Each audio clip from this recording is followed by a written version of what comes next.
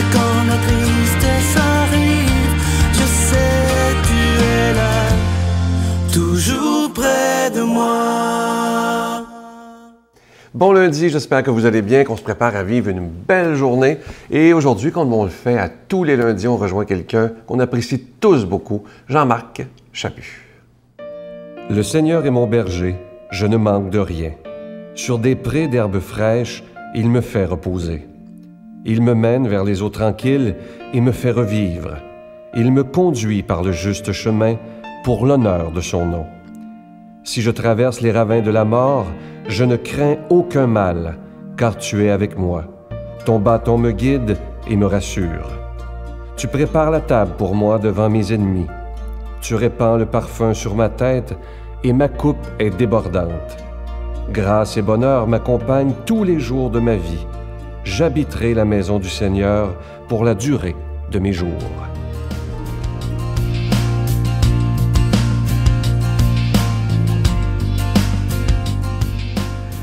Et Nelson Mandela, qui est mort il y a un an à peine, disait un jour « J'ai toujours su qu'au plus profond de l'homme résidait la miséricorde, la générosité.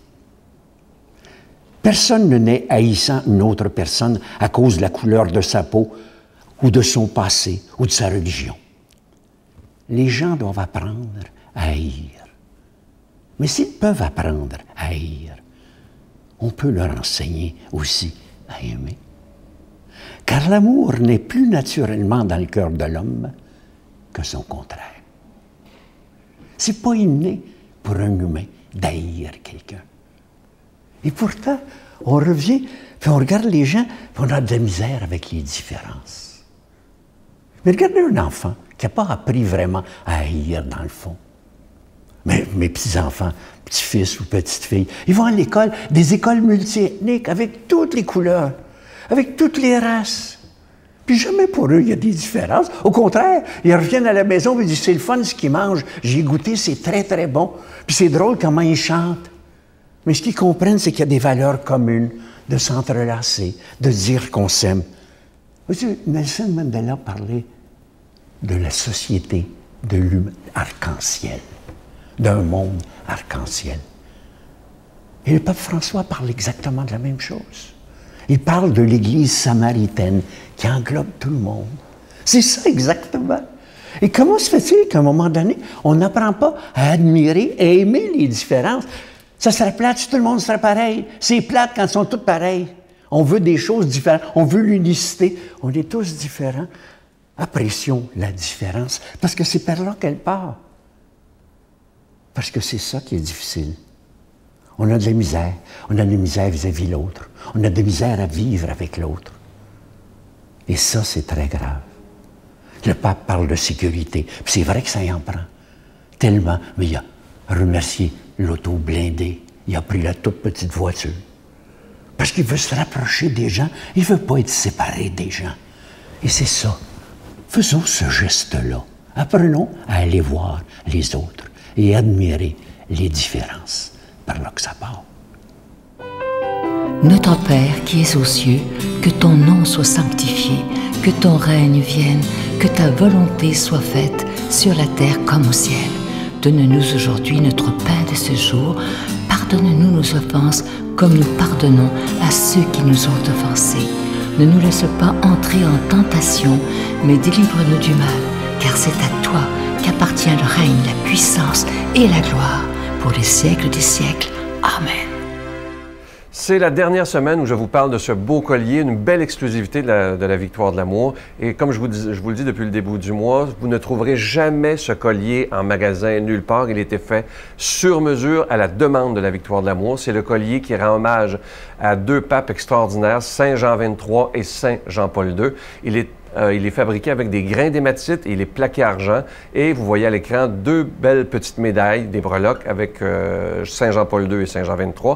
Et au centre, une belle petite croix plaqué argent. Je vous rappelle que ce collier, il est déjà béni. C'est avec un don de 25 $ et si vous en voulez deux, parce que ça se donne très, très bien en cadeau. Vous le voyez à l'écran, moi je le trouve absolument magnifique. Probablement, je pense, depuis le début de la Victoire de l'amour, le plus beau collier que nous avons eu parce que on en est très fiers.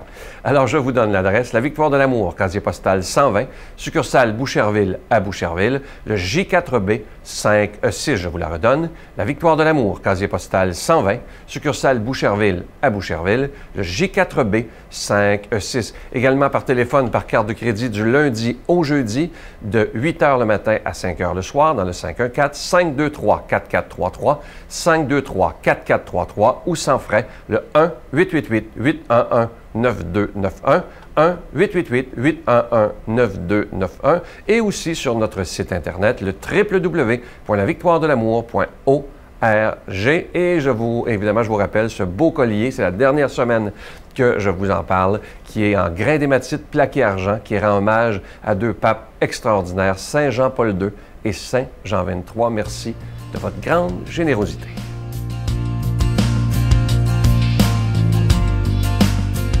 Mon Dieu, donnez-moi la sérénité d'accepter les choses que je ne peux changer, le courage de changer les choses que je peux et la sagesse d'en connaître la différence. Amen.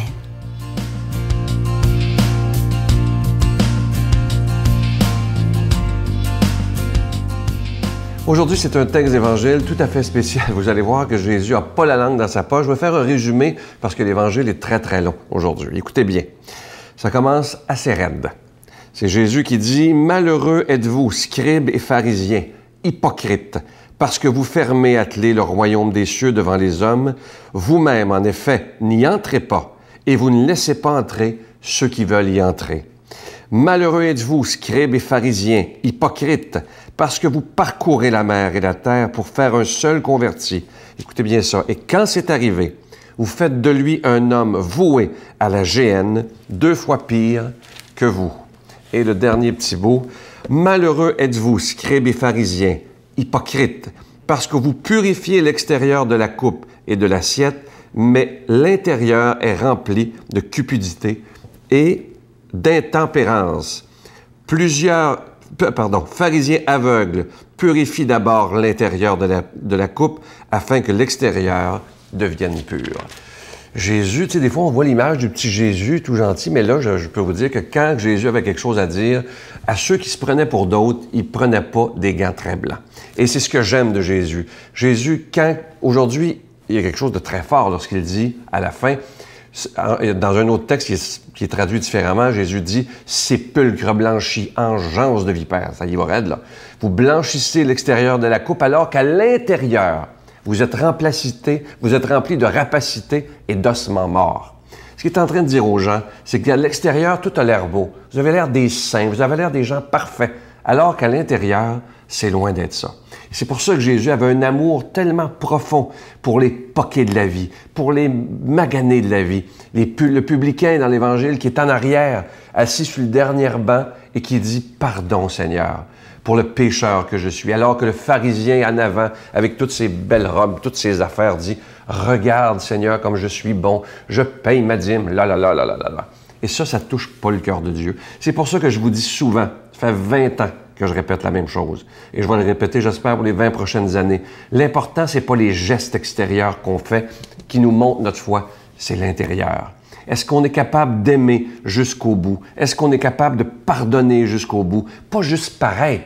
Parce que des fois, on entend des gens dire « Moi, je suis allé à la messe tous les dimanches. » En voulant dire « Les gens m'ont vu. Je suis correct. » Pas ça qui est important. Je vous dis pas que c'est pas important d'aller à la messe, là.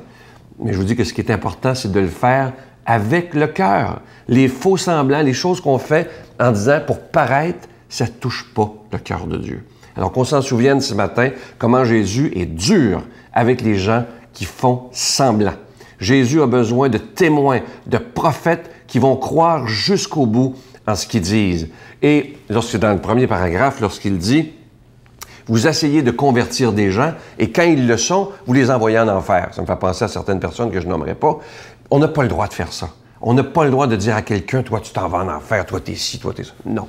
Moi, je pense que toute personne humaine est une personne extraordinaire avec ses défauts, avec ses qualités, avec ses erreurs, avec ses limites, mais toute personne a un beau cœur. Et c'est ça que Dieu nous demande aujourd'hui, de jamais se donner le droit, comme personne, de dire, toi, tu t'en vas en enfer. On n'a pas le droit de faire ça. Parce que chaque personne humaine a une histoire. Chaque personne a ses souffrances. Et on ne sait pas la vie que la personne vit. Alors aujourd'hui, souvenons-nous de ne jamais oser juger quelqu'un. C'était tellement important pour Jésus lorsqu'il nous disait « Ne jugez pas et vous ne serez pas jugés. Ne condamnez pas et vous ne serez pas condamnés. » Ça, c'était les choses les plus importantes pour Jésus. Et lorsque je vous parle de ça ce matin, ça me fait tellement penser à notre ami Raymond qui nous a quittés, qui s'est battu pour les plus petits, qui s'est battu pour les exclus. Il y a des gens qui en ont voulu pour ça.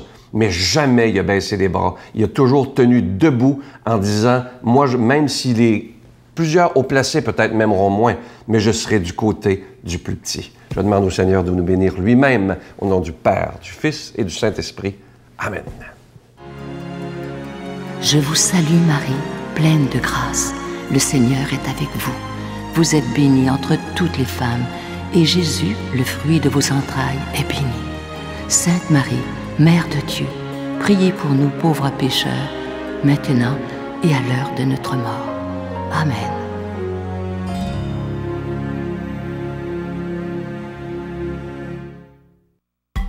Que tes îles sont belles, Seigneur. Venez vivre une semaine de réflexion spirituelle remplie d'amour et de paix, dans une ambiance fraternelle. Pour une 20e année consécutive, la Victoire de l'amour, en collaboration avec Voyage Intermission, vous invite à son ressourcement annuel à bord du Celebrity Reflection du 10 au 17 janvier 2015. Au départ de Miami, nous ferons escale à Puerto Rico, Saint-Thomas et Saint-Martin, en compagnie de Sœur Angèle, Sylvain Charon et la présence exceptionnelle de l'abbé Robert Jolicoeur. Réservation avec Voyage Intermission au 514-288-6077 ou sans frais au 1-800-465-3255. Je me permets en terminant cette émission aujourd'hui de vous tendre la main. Vous savez, je vous en ai parlé, il y a ceux qui reçoivent la lettre du mois, ceux qui sont des fidèles donateurs, que l'été a été très, très difficile. Je pense qu'on n'a jamais vu ça depuis les 20 dernières années. Et je me permets aujourd'hui de vous demander un effort particulier, de l'aide. C'est vraiment de l'aide que je vous demande parce que je veux qu'on soit capable de payer nos factures à la fin du mois qui va arriver vite.